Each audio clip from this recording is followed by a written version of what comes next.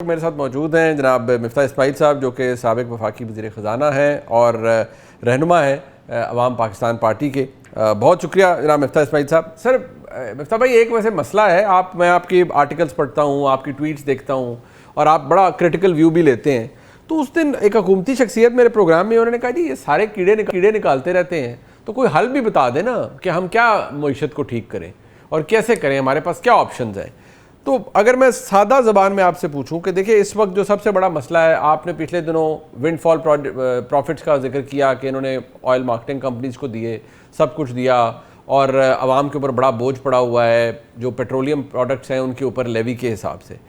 مجھے صرف یہ بتائیں کہ ہم نے ابھی ریسنٹلی ٹرانچ لی ہے، اگلا budget is just round the corner آ رہا ہے، تو کیا کوئی پریکٹیکلی، کیونکہ آپ بجٹ بناتے رہے ہیں، آپ وفاقی وزیر خزانہ رہے ہیں، کوئی ریلیف آپ کو پاکستان کی عوام کے لیے نظر آ رہا ہے جو یہ گورنمنٹ دے سکتی ہے اس وقت؟ منی بھائی نہیں، یہ گورنمنٹ ریلیف نہیں دے گی اور دینا چاہتی ضرور ہوگی. مطلب یہ نہیں کہہ رہا ہوں کہ یہ ریلیف نہیں دینا چاہتی ہوگی. اب جیسے کہ پچھلے سال جو سپر ٹیکس تھا وہ 10% تھا، اوپر تو 10 سے کم کر کے 9 کر دیا تھا. تو وہ 9 سے کم کر کے 5 کر دیں، لیکن اسینچلی کوئی ریلیف دینے والا وہ نہیں ہے. اور جو میرے اوپر جو کرٹیسزم ہے ویلڈ ہوگا ضرور کہ مفتاح کوئی حل نہیں بتاتا ہے، کرٹیسائز ضرور کرتا ہے، لیکن آپ اگر گزارش کروں کہ دیکھیں میں نے یہ پوائنٹ آؤٹ کیا ہے کہ پیٹرول کے اوپر 120 روپے کی لیوی ہے اور پھر 20-25 روپے کا کسٹم ڈیوٹی ہے، تو 150 روپے آپ لے رہے ہیں. جب شروع میں نے پہلے دن پوائنٹ آؤٹ کیا تھا، جب انہوں نے پیٹرول مہنگا کیا تھا کہ پیٹرول کی قیمتوں میں 40% ٹیکس ہے، تو اس رات کو پھر وزیر اعظم صاحب نے جو ہے وہ اعلان بھی کیا تھا. میں ہی نہیں کہہ رہا ہوں، میرے کہنے پہ کیا تھا، اور بھی لوگ کہہ رہے تھے کہ 40% ٹیکس ہو گیا ہے. ٹھیک. اور جو میں گزارش کر رہا تھا ڈیزل کی بات پہ، وہ تو بات صحیح نکلی نا. حکومت نے پھر بات ہماری مان نہیں لی نا. جو ہم کہہ رہے تھے کہ 7 مارچ کو بھی آپ نے ناجائز پیسے بڑھائیں، جبکہ کمپنیوں سے بات تھی کہ 15 تک وہ پیسے رہیں گے. آپ کو اگر بڑھانا تھا، شارٹیج کا ڈر تھا، تو آپ ایک ہفتے کے لیے ٹیکس لگا سکتے تھے. اور بعد میں جو میں یہ بار بار گزارش کر رہا تھا کہ آپ بہت زیادہ پروفٹ دے رہے ہیں آئل مارکیٹنگ کمپنیز کو اور آئل ریفائنریز کو، بیکاز آپ امپورٹڈ پرائس پہ آئل ڈیزل کی پرائس کر رہے ہیں اور یہ 70% لوکل بن رہا ہے. تو ایک مہینے تک ہماری بات نہیں مانی گئی اور ایک مہینے بعد پھر حکومت نے فارمولا چینج کر دیا، جس سے عوام کو فائدہ ہوا اور حکومت کی بھی ظاہر نیک نامی ہوئی ہے. اور اب مجھ سے آپ پوچھتے ہیں کہ حکومت کیا کر سکتی ہے، تو دیکھیں میں گزارش یہ کروں گا کہ اگر آپ کوئی فنڈامنٹل ریفارمز نہیں کرتے، اگر آپ کوئی بنیادی اصلاحات نہیں کرتے، اور اگر آپ اسی طرح ملک چلا رہے ہیں جس طرح چل رہا ہے، تو 20 سالوں سے ہم پستگی کی طرف جا رہے ہیں نا. پاکستان ابتری کی حالت میں جا رہا ہے. پچھلے 4-5 سالوں میں ہم اپنے آپ سے غریب ہو گئے ہیں. جو آمدن پاکستانیوں کی 2018 میں تھی، اس سے کم 2024 میں تھی. پچھلے 4 سال شہباز شریف صاحب کے جو ہیں، اس کے اندر ایوریج گروتھ جو ہے وہ آپ کی پر کیپٹا جی ڈی پی، آپ کی پر کیپٹا گروتھ سے کم ہوئی ہے. اس کا مطلب ہے کہ آپ کی ایوریج انکم کم ہو گئی ہے، per capita G D P Pakistan کی کم ہو گئی ہے. ٹھیک ہے. یہ کبھی بھی نہیں ہوا. 1953 کے اندر یہ اتنی گروتھ نیگیٹو تھی، اس کے بعد اب یہ ہوئی ہے. تو اگر آپ اصلاحات ہی نہیں کرے، اور میں نے پچھلے ہفتے ایک آرٹیکل لکھا تھا، این ایف سی کے اصلاحات کی بات کی ہے میں نے، لوکل گورنمنٹس کی بات کی ہے. اگر آپ کوئی اصلاحات نہیں کریں گے تو پھر کیسے آپ کام کر سکیں گے؟ ٹھیک ہے. اچھا نہیں، بٹ مجھے اب یہ بتائیے کہ اس وقت ہم ہر سال ایف بی آر کا یہ ہدف دیکھتے ہیں جی کہ اتنا 1000 ارب وصول کرنا ہے. اب جو اگلا آ رہا ہے اس کا ٹارگیٹ ہے یہ کہ 15,200 کچھ 67 کے اتنا ارب ٹیکس اکٹھا کرنا ہے. ہر سال شارٹ فال ہوتا ہے. اس سال بھی پتہ نہیں، شاید مجھے کریکٹ کیجیے گا، شاید 680 ارب تھا یا جتنا تھا وہ انہوں نے ڈال دیا لیوی کی مد میں کہ وہاں سے پیسہ اکٹھا کسی نہ کسی طرح کیا جائے.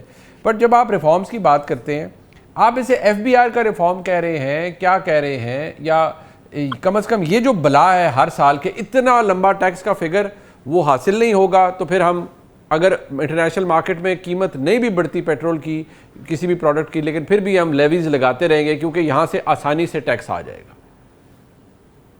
دیکھیے، ایک تو یہ کہ ظاہر ہے کہ آپ موٹر سائیکل والوں سے جب آپ ٹیکس لیتے ہیں، یا غریب لوگوں سے لیتے ہیں، یا مڈل کلاس لوگوں سے لیتے ہیں، تو وہ آسان ہے بنسبت اگر ان لوگوں سے ٹیکس لیں جو کہ نیشنل اسمبلی میں بیٹھے ہیں، 1000 دو ہزار ایکڑ کی ان کی زرعی اراضیاں ہیں، تو ان سے ٹیکس لینا مشکل ہے. ریل اسٹیٹ اور پراپرٹی لوگوں سے ٹیکس لینا مشکل ہے. ہاؤسنگ سوسائٹی والوں سے ٹیکس لینا مشکل ہے. دکانداروں سے میں نے کوشش کی تھی، آپ کو یاد ہوگا، ٹیکس لگانے کی. 5,000 روپے مہینے کا مانگ رہے تھے، سوری 3,000 روپے مہینے کا مانگ رہے تھے. آج آپ ایک موٹر سائیکل والا جو روز 1 لیٹر پیٹرول بھراتا ہے، اس سے 150 روپیہ ٹیکس لیتے ہیں. یعنی کہ 4500 روپے آپ اس سے ٹیکس لیتے ہیں.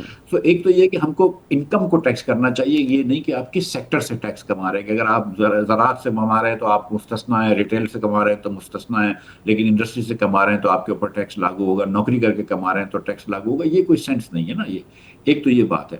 دوسری بات ہے کہ ہم کو ایک چیز دیکھنی پڑے گی منیب بھائی, کہ اگر ہم 20 سال سے پاکستان کی گروتھ سیکولرلی کم ہو گئی ہے ہندوستان, بنگلہ دیش, دیگر ممالک سے, اور ہم سلو گروتھ کر رہے ہیں, وہ تیزی سے گروتھ کر رہے ہیں. 20 سال سے ہم قرض زیادہ سے زیاددہ ہر سال ہوتا رہا ہے. ہم جتنا ٹیکس لے کے صوبوں کو دینے کے بعد جو ہمارے پاس پیسہ بچتا ہے, اس سے زیادہ تو ہم سود دے رہے ہوتے ہیں. تو ہم ایک ڈیٹ ٹریپ میں ہیں. اگر ہم یہ باتیں نظر انداز نہ کریں اور سامنے رکھیں, آپ کے پاس پاورٹی 29.7% ہو گئی ہے, یہ گورنمنٹ آف پاکستان کے پاورٹی کے نمبرز ہیں. جب یہ چیزیں آپ دیکھیں تو آپ کو یہ سمجھنا پڑے گا کہ یار جس طرح ہم ملک چلا رہے ہیں وہ ٹھیک نہیں ہے, ہمیں کوئی نہ کوئی اسٹرکچر میں چینج کرنا پڑے گا, ورنہ اسی ڈگر پہ چلتے رہے تو یہی انجام ہوگا. میری گزارش یہ ہے کہ جو لوگ پالیسیز بنا رہے ہیں وہ غلطی نہیں کر رہے, وہ کوئی پاگل نہیں ہے, وہ سمجھدار لوگ ہیں, لیکن وہ اپنے انسینٹیو کو اور اپنے اسٹرکچر پر ریئیکٹ کر رہے ہیں. آپ کو وہ اسٹرکچر چینج کرنے پڑیں گے. مثال, اور دوسری آپ کو ایک سوچ چینج کرنی پڑے گی. مثال کے طور پر دیکھیں, ہر سال آپ یہ بات کرتے ہیں نا کہ ایف بی آر جو ہے نا یہ ٹیکس بڑھا دیتی ہے, یہاں ٹیکس لگا دو, یہاں ٹیکس لگا دو. سوال آپ سے یہ پوچھ رہے ہیں کہ اگر آپ اتنے ٹیکسز لگوا رہے ہیں تو کبھی آپ نے یہ سوچا ہے کہ اخراجات کم کر سکتے ہیں؟ تو کیوں اخراجات کم نہیں کرتے؟ ہر سال آپ کے حکومت کے اخراجات کیوں بڑھ جاتے ہیں؟ میں اور آپ اپنی زندگی کے اندر اگر ہمارے اخراجات پورے نہیں ہو رہے ہمارے آمدن سے, تو ہم اخراجات بھی کم کرنے کی کوشش کرتے ہیں نا. تو یہاں تو بالکل حکومت کی کوشش نہیں کرتی. تو یہ اتنی سی گزارش ہے. ٹھیک. اچھا, یہ جب ہم ظاہری بات کرتے ہیں, ہم کو کہ ایک ایشو رہا ہے یہاں پر, لوگ ابھی بھی کنسرن ان کا ہوتا ہے مہنگی بجلی کے حوالے سے, یا بجلی کس طرح وہ بنتی ہے یا کیا ہوتا ہے. آج جب حکومت یہ کہہ رہی ہے کہ ہم نے بہت سارے جو یہ آئی پی پیز تھے ان کو ریٹائر کیا, اور آگے ہم, اور حکومت کریڈٹ لے رہی ہے کہ وہ شہباز صاحب کی حکومت نے کچھ ریٹائر کیے اور جبرن کیے, اور اب مزید بھی آگے جا کر ہم کریں گے تاکہ یہ سلسلہ ہی ختم ہو جائے. کیا اس سے کوئی بجلی کی قیمت کمی, اس میں کمی نظر آئے گی آپ کو, لوگوں کے لیے کوئی ریلیف, مطلب کوئی ہم پکچر کرتے ہیں تو ہم لوگوں کے لیے کوئی نہ کوئی تو امید ہمیں دلانی چاہیے, ہو وہ فیکٹس کے اوپر بیسڈ, لیکن کیا یہ کلیم ٹھیک ہے کہ آنے والے وقت میں بجلی کی قیمت کم ہو سکتی ہے؟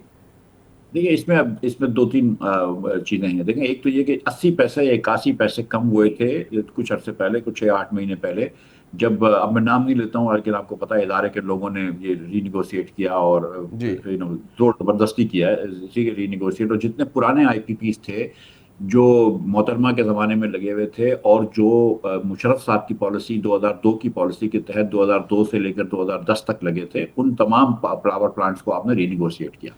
ان پاور پلانٹس کو رینیگوشیٹ کرنے کی دو وجہ ہو سکتی تھی, آسانی تھی. ایک تو یہ کہ وہ پاکستانیوں کے تھے تو آپ پاکستانیوں کے اوپر تھوڑا سا زور ڈال سکتے ہیں, اور دوسرا یہ کہ وہ بینکس کو پے کر چکے تھے. 10 سال پہلے جو ہوتے ہیں اس میں بینکس کو پے کر چکے ہوتے ہیں, تو اب آپ صرف جو ہے وہ پاکستانی پارٹی کو نفع دے رہے تھے, ایک سیٹھوں کو نفع دے رہے تھے, تو آپ نے اس پہ کم کروا دیا.